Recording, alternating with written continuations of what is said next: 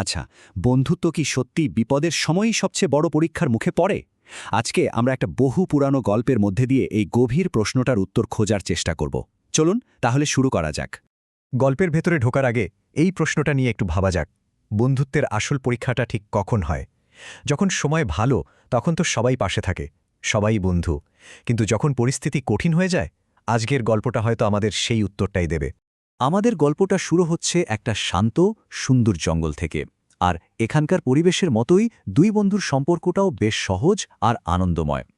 ওরা নিজেদের মতো করে একে অপরের সঙ্গে উপভোগ করছিল, সামনে যে কি বিপদ আসছে সেটার কোনো ধারণাই ওদের ছিল না।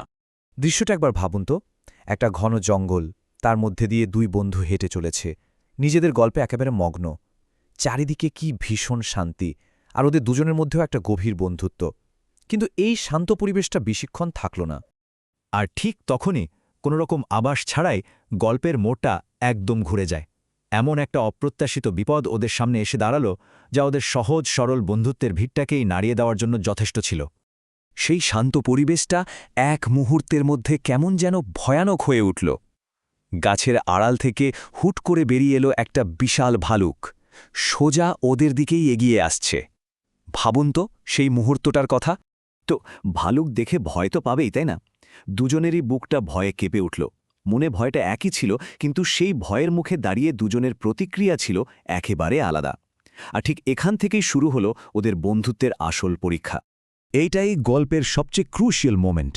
এই মুহূর্তে আমরা দেখব ভয় আর নিজেকে বাঁচানোর তাগিদ কিভাবে দুই বন্ধুর পথটা একদম আলাদা করে দেয়। প্রথমে দেখি প্রথম বন্ধুটা কি করল। বিপদ দেখেই ওর মাথায় শুধু একটাই চিন্তা এলো, যেভাবেই হোক নিজেকে বাঁচাতে হবে। ওর প্রথম প্রবৃত্তি ছিল নিজেকে বাঁচানো। ও গাছে চড়তে পারত, তাই এক মুহূর্ত দেরি না করে তরতর করে একটা গাছে উঠে পড়ল। কিন্তু এর ফলে কি হলো? ওর বন্ধুটা কিন্তু এক্কেবারে একা, অসহায় অবস্থায় নিচে পড়ে রইল। আচ্ছা, এবার আসি দ্বিতীয় বন্ধুর কথায়। সে হয়তো গাছে চড়তে জানত না, কিন্তু ওর ছিল মারাত্মক উপস্থিত বুদ্ধি। আর এই বিপদের মুহূর্তে ওটাই ছিল ওর একমাত্র অস্ত্র। ও কিন্তু ভয়ে পেয়ে ঘাবড়ে যায়নি, বরং মাথা ঠান্ডা রেখেছিল। ওর মনে পড়ে গেল যে ভালুকরা নাকি মরা প্রাণী খায় না। ব্যাস, ওর সঙ্গে সঙ্গে নিঃশ্বাস বন্ধ করে মাটিতে মরার মতো ভান করে শুয়ে পড়ল। যদিও এটা খুব ঝুঁকির কাজ ছিল, কিন্তু বুদ্ধিটা ছিল অসাধারণ। এখন গল্পের সবচেয়ে টেনশনের মুহূর্ত। ভালুকটা আস্তে আস্তে মাটিতে শুয়ে থাকা বন্ধুটার দিকে এগিয়ে আসছে।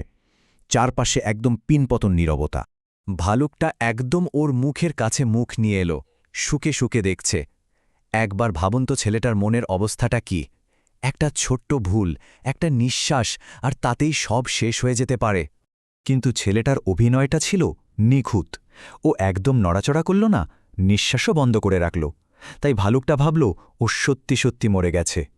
আর তারপর যা হওয়ার তাই হল। ভালুকটা ওকে মৃত ভেবে ওই জায়গা থেকে সোজা চলে গেল।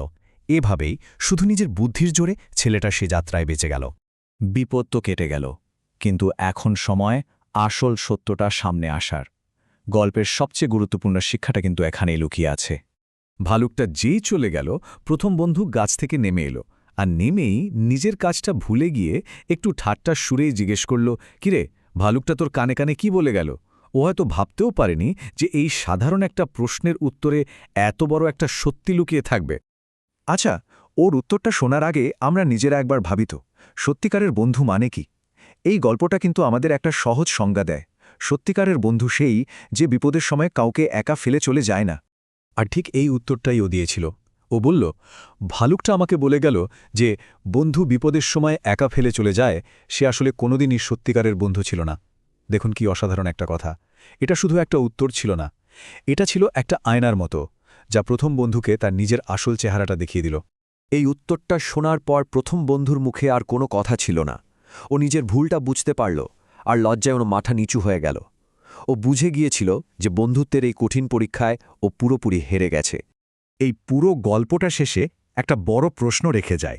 আমাদের জীবনে যে কঠিন সময়গুলো আসে, সেগুলোই কি আমাদের আসল সম্পর্কগুলোর চেহারাটা চিনিয়ে দেয়? আর সেই কঠিন সময় থেকে পাওয়া শিক্ষাই হয়তো জীবনের সবচেয়ে দামি শিক্ষা।